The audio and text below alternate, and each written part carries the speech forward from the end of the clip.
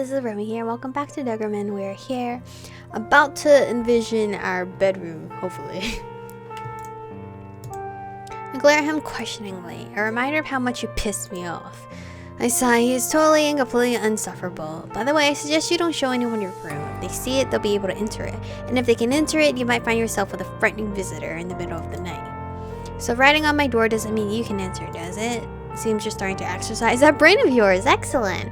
Ignore him. If I imagined what I thought your room looked like, I would find myself in a room that looked just like what I had imagined. This is madness. How does anyone remember all of that? But you said Ein creates the muta rooms. Idiot, once again you have it all wrong. Only Ein can create safe muta rooms and anchor them to proper real world spaces.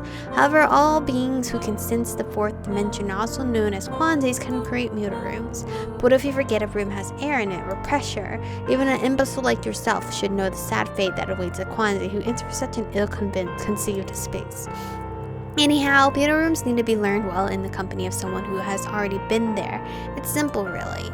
Yes, of course, super simple. What about the party room? Is it connected to a real place or a made-up one? Isn't it dangerous to be in there? The room you call the party room is a made-up space, but it's connected to a physical air in the real world. Wouldn't it be easier to connect to a real room? No, it wouldn't be easier, and he asked too many questions. It's exhausting. Expressing his reluctance to continue the conversation, Vincent once again rolls his eyes. But at least I was able to squeeze some useful information out of him. Now I can move around on my own, well, through a couple of doors at least. I have another question, and it's important. What happens if my mom goes into my room when I'm supposed to be there, but I'm not there? Finally, a solid question. Your mother is an ordinary human being, so she wouldn't notice it. When normal people are exposed to autism muta rooms, they develop something similar to a short-term amnesia. They won't remember the altid or muta room, but will remember everything else. Does the door connecting my room to look cool and now make it a muta room? I'm tired of these stupid questions. No, your room is your room, but it's now part of Ein's network and therefore inherits some muta room properties. Hold on, is there any logic to this at all? Yes, you just don't see it. You know, you probably have more of a social life if your mommy wasn't always popping into your room uninvited. I'll pop you. You can try. I'm about to bite back, but Vincent has already left through one of the doors. I am now all alone, just standing here and staring at the door to my own room, trying to muster up the courage to open it, and when I finally do... How strange, it really is my room. Wow, she actually managed to do this one by herself completely. And the other door opens to the hallway of our apartment. But when I look back through the door to look cool, the image splits and I'm immediately racked with a skull-splitting headache. I'm simultaneously viewing the corridor with endless doors in the hallways of an ordinary apartment. Needing to end this maddening experience, I quickly step into my room and close the door. As I sink to the floor, I feel a cold, clammy sweat cover my body. Well, I know not to do that again. I glance around, then crawl into my nice warm bed. It's so easy. You're just sweaty and everything. You crawled right into your clean bed. No. It's so easy to forget about all of the weirdness that has me on edge as they lay here feeling relaxed and comfortable. I look over my room again. This is indeed the real deal. My very ordinary room that hasn't changed much over the years. Despite the pile of both mystical and earthly problems looming over me, I quickly black out. The endless day's weight has taken its toll on me. I wake to find that it's nighttime. I could have sworn I had only slept a couple of hours, but looking at my phone, it was definitely more than a day. I slept for more than a day? Fortunately, my head doesn't hurt anymore and I'm feeling pretty alright, which is amazing. Still, no one came to wake me during that entire time. That's more than a little odd. I missed 2 days worth of classes and not a single person texted me, let alone called. Not even Mom. Her lack of concern isn't normal, although I wonder if not coming to my room is tied to look cool and its properties. Even so, the fact that she didn't call or text is worrisome. I mean, it's true, I basically dropped my cats, which is extremely irresponsible of me, and I'm pretty sure she's been feeding and cleaning up after them. I checked the mirror real quick to see if I look decent. Okay, this is the same. I stepped through the door and inhaled deeply. I can't talk to her right now. If I keep lying, things are going to be even worse for me later on.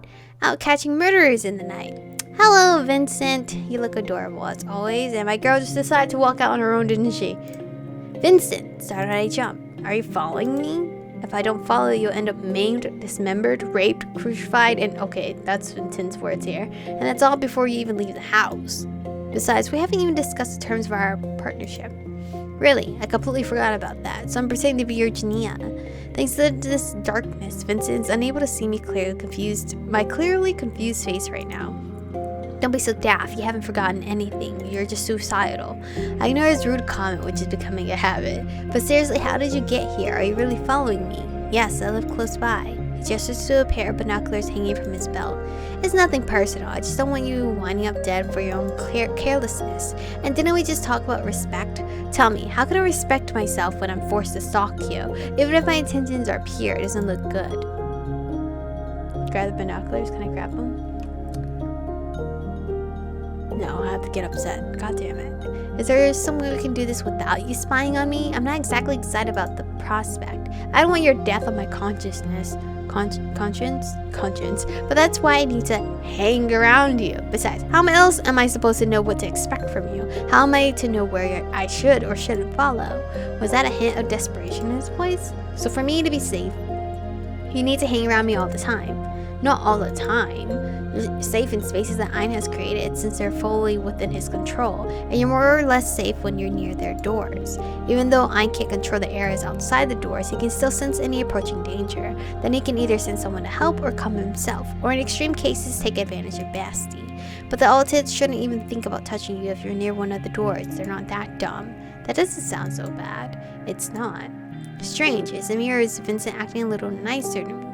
Our conversation dies down as we head to the veterinary clinic where I volunteer. It's definitely late, but I'm used to coming in when it's dark. I'm not always able to make it to the clinic during the day with all of my classes, but considering my current situation, I should have nothing to worry about with such an imposing bodyguard at my side. Vincent suddenly calls out to me. I'll trade you the binoculars for your phone number, and the promise that you'll text me whenever you go out. Yes, the greatest ideas are often the simplest. I stop and look at Vincent. To be perfectly honest, he is surprisingly cute when he blushes. Got your phone handy? I'll remember it. So he's got a good memory. Now that is particularly surprising. There are plenty of show-offs like him at school. Are you going to at least tell me where you're going, or are you going to keep walking? Vince has been keeping pace behind me. He seems surprisingly upbeat considering his usual cranky disposition. I guess there really are moments when his unceasingly grumpy attitude is just a little less grumpy. I have to go to the clinic I volunteer at and take care of a problem with my cats. Okay. We walk like this for some time, which starts to grate on my nerves. Seeing how insistent he is to follow me, I should probably attempt a conversation. We'll be spending quite a bit of time together anyway. Although I should be careful what I chat about. I'm not sure Vincent is one for small talk. Still, maybe I can try learning something useful. Yeah, there are some people that don't like small talk, despite like having to have small talk first to have longer conversations when you're just starting to know someone, right? Because my friend Mark, he used to really hate small talk, but I had to make small talk first to get to know him. And I told him that, and he's like, yeah, but that's different. And I was like, okay, whatever, I don't get it, but it's okay, I guess. We're friends now, that's all that matters. What should I ask him about that won't sound like I'm trying to pester him? Alright, ask about the Altids, ask if he has a girlfriend, obviously no. Ask how old he is, obviously no. Ask him for the name of his organization, obviously no. Ask if he wears contact lenses, ask about his abilities. It's this one, I remember this choice. Well, the choice from the list, as I'm trying to remember. From what I've gathered, the strange things Ragnar, Rhea, and Victor are able to do, they're just Quanzi abilities, right? What about you? Can you do anything similar? Similar? Only a fool would ask such a thing. Just when I think I've chosen poorly, Vincent suddenly begins talking. We all have different abilities. Quanzis are divided into several distinct subspecies.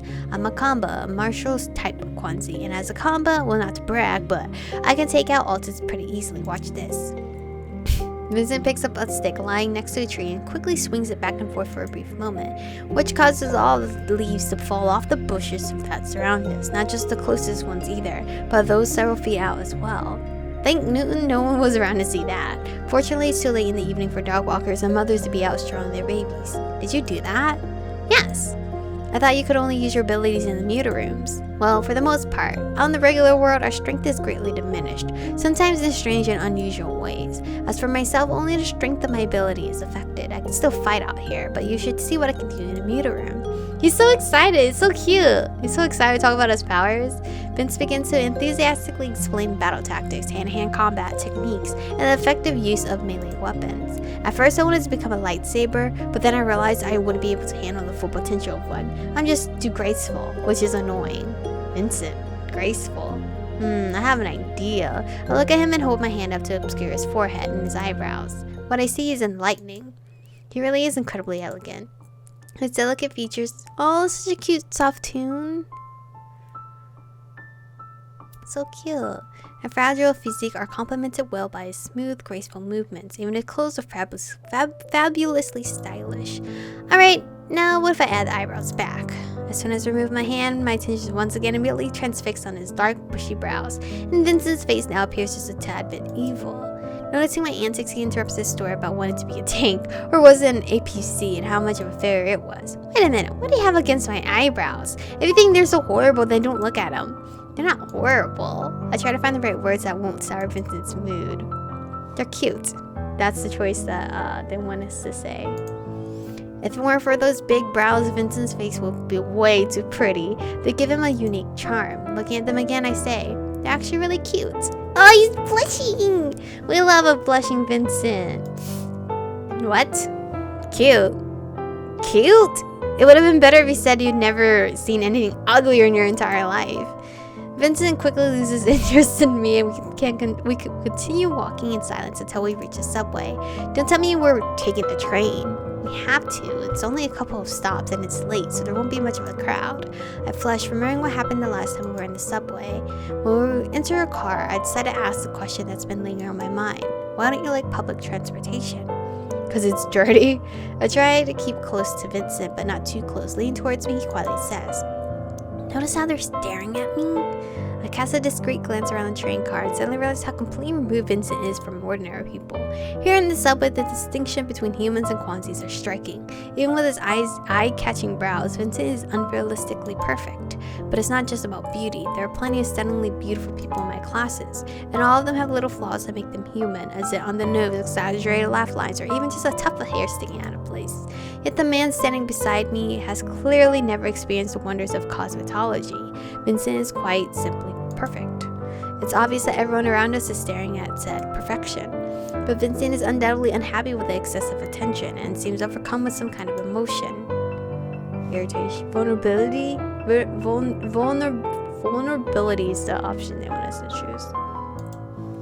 Is Vincent shy about being stared at? I peek up at him to see him looking like a deer caught in the headlights. Oh, whoa, bro, what am I doing? He looks so handsome, though. Hello? Aw. The sudden display of vulnerability startles me so much that I instantly grab his sleeve and pull him into a corner. Without giving him a moment to resist, I pin him against a door that reads, "Do not lean." Great job, me, not following the rules again. So they can't stare. Pfft, they're staring even more now. But not at you. Your huge carcass is good for something, eh? Vince tries to quip awkwardly, but it lacks his usual snark. It doesn't bother me though. I found myself unexpectedly enjoying this closeness. Can you back up? You smell like a woman. That's not a what? The sobering words made me realize just how close I am pressed up against him. I pull away feeling wickedly awkward, and the moment is lost along with the captivating expression I had briefly glimpsed on Vincent's face. Afraid to look at him again, I lower my eyes. It's not long before the other passengers lose interest and we continue in silence to our stop. When we reach the clinic, I turn to Vincent. Maybe you shouldn't come with me. Can you wait here? Fine, it's not like I enjoy being around sick animals. Just make it quick, it's boring out here. Knowing that an unpleasant conversation is awaiting me, I nervously rub my hands together and walk in. Not 10 minutes later, I'm rushing out of the door and almost run straight into Vince. Can we stop knocking people over? Shut up, can you ever just be quiet? It's not like I've hit anyone before. I inadvertently take my distress out on the guy who simply chuckles and grabs my sleeve before pulling me to a bench. Can you imagine? I, for an entire year, took in any of even the most troubled. Everyone refused, but not me. They were given shots fed by my hand. My words are choked with anger. One had ringworms, someone who was sick. With my spare money I abruptly stopping and bury my face in my hands, and they called me a traitor. Their words of condemnation sting like a slap to the face and think I sympathize with those people. I thought they were doing good work. I wanted to help, I admired their dedication, but I only ever saw that compassion when I made a donation or picked up a new kitten. Now I was just insulted and tossed out. Vince roughly wipes the tears from my face with his handkerchief. Pull yourself together, this is sickening to watch. He's the kind of guy that doesn't know how to act when someone's crying. He rises from the bench and confidently strides towards the clinic, and I suddenly think back to his display in the park with a stick. Chilled to the bone, I run and grab him by the arm. Wait, what are you doing? I'm going to beat their asses. Oh, kill! I can't let that happen, even though those people are awful. They still do good work. Listen to me. There's no need for a bloodbath.